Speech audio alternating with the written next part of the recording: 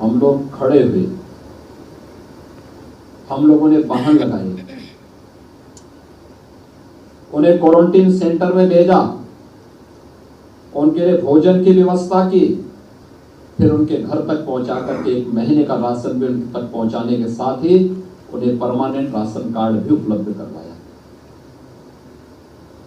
अपनी सरकार होती है और सरकार में संवेदना होती है तो सरकार फ्रंट फुट पर आकर के बीमारी से लड़ती है, और बीमारी से लड़ती ही नहीं है बल्कि लड़ते लड़ते उस बीमारी को भगा भी देती है। आपने कोरोना में प्रधानमंत्री मोदी जी के द्वारा विकसित कराए गए उनके मार्गदर्शन में 2 वैक्सीन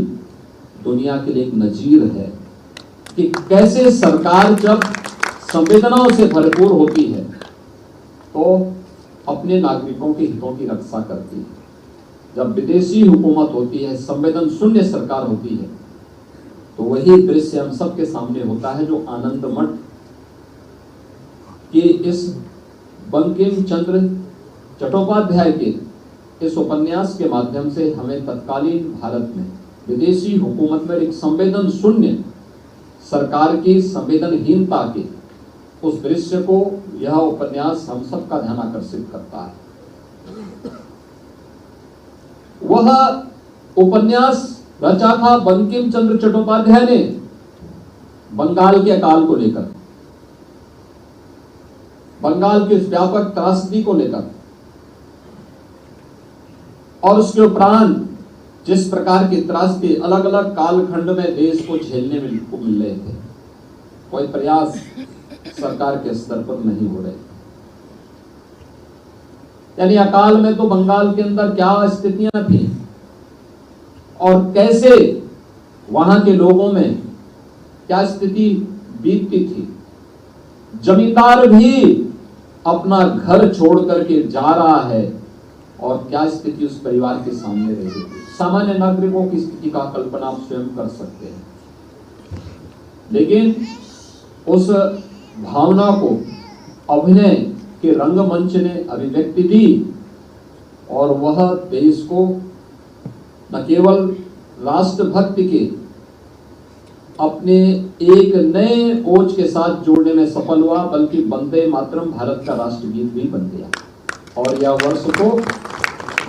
वंदे मातरम का 150 वर्ष पूर्ण होने के उपलक्ष्य में पूरे देश के अंदर समारोह हो रहा है। स्वाभाविक रूप से वंदे मातरम का जो ये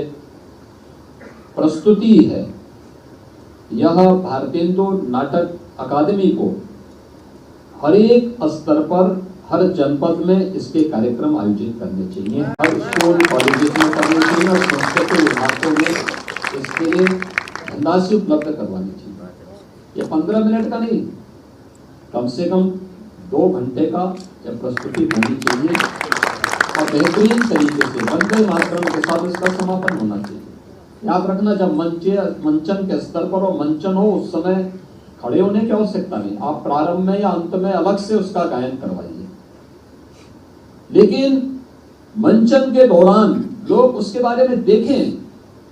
उस क्रूरता के बारे में, उस त्रासदी के बारे में लोगों को एहसास कराने की आवश्यकता है। हमारी समस्या क्या है? हम अपने नायकों को सम्मान देने में परहेज करते हैं और यही कारण है कि एक समय हमारे संस्थानों पर ऐसे लोगों का कब्जा हो गया था जो पेशेवर गुंडे और माफिया को हीरो के रूप में, नायक के रूप में प्रस्तुत करते थे, और जो समाज के सही नायक हैं उन्हें समाज के सामने खलनायक के रूप में प्रस्तुत करने की जो प्रवृत्ति थी, उसका परिणाम था कि समाज में उसी प्रकार के चरित्र सामने आते हुए दिखाई दिए।